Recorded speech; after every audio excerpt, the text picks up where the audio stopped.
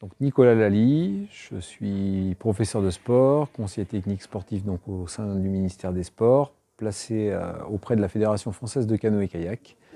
en tant que responsable donc, du pôle France de Cesson-Sévigné.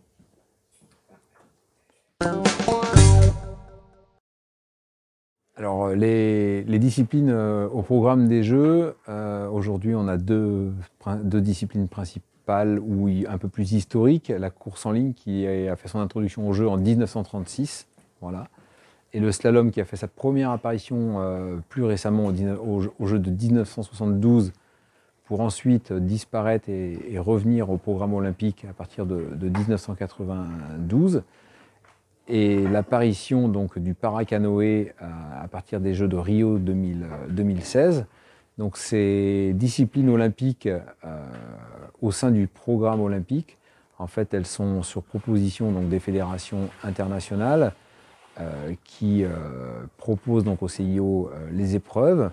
et le CIO qui lui aussi, en fonction des objectifs qu'il vise, a une discussion avec les fédérations internationales pour soit les orienter, ou soit aussi agir avec des leviers voilà, un peu plus importants pour leur faire comprendre que sur tel ou tel domaine, ils souhaitent aussi parfois des évolutions du programme olympique pour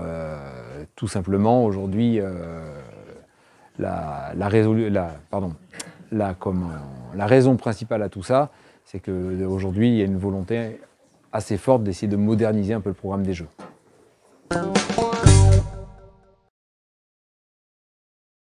Les conditions de réussite des athlètes, forcément, elles sont multiples.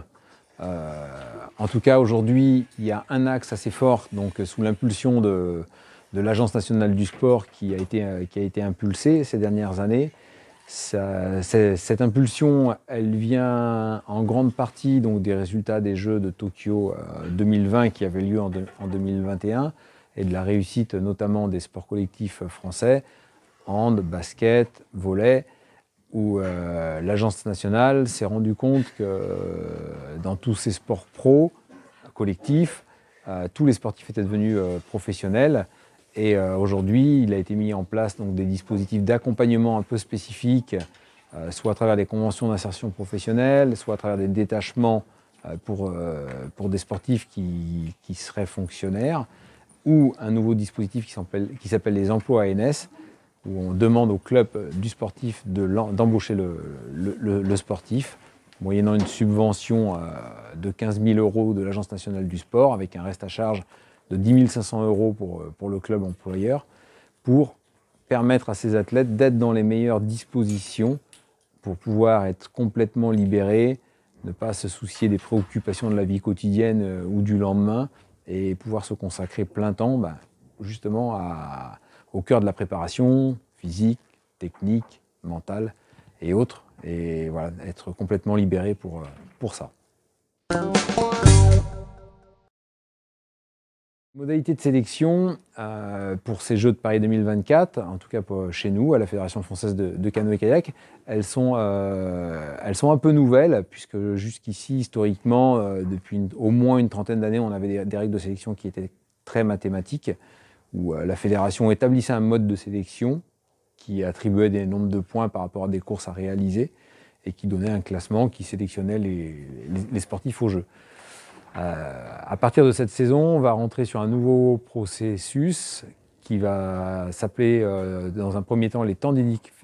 d'identification nationale, puis après qui vont conduire les sportifs suite à ce temps d'identification nationale vers la saison internationale.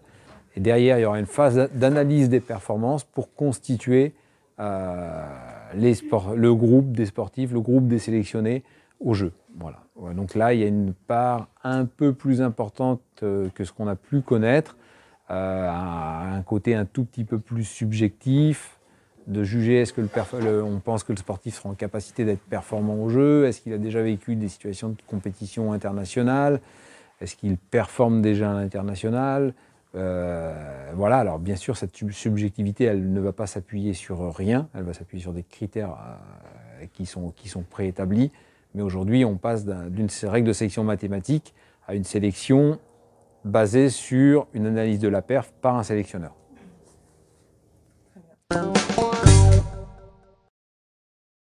Alors, l'héritage des jeux, c'est toujours un enjeu assez majeur parce que c'est vrai qu'il y a beaucoup d'émulation autour des jeux, il y a beaucoup d'émulation sur la préparation, et puis une fois tout ça passé, qu'en reste-t-il? C'est toujours une question qu'il se pose. Et donc c'est vrai que concernant en tout cas nous les disciplines d'eau calme, en général tous les pays ont des plans d'eau calme qui permettent de faire les épreuves dans de bonnes conditions, ce qui est moins le cas pour les disciplines d'eau vive, où on a souvent,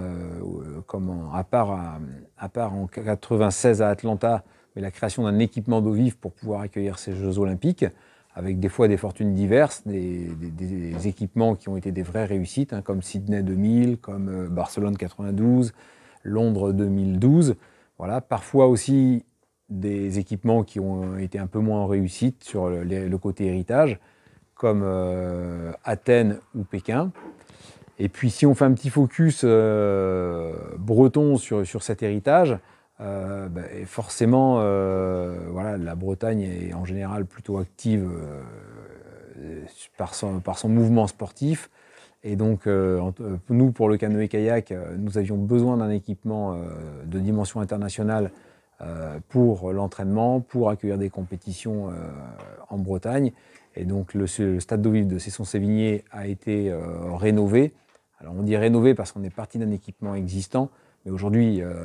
c'est un tout nouvel équipement qui fait qu'on a un stade d'eau vive de dimension internationale maintenant sur notre territoire et qui va pouvoir permettre de faire en sorte que la dynamique d'entraînement autour du pôle France perdure donc sur la région de Cesson et la métropole rennaise. Et je dirais même, c'est tout le grand ouest de la France qui se retrouve impacté par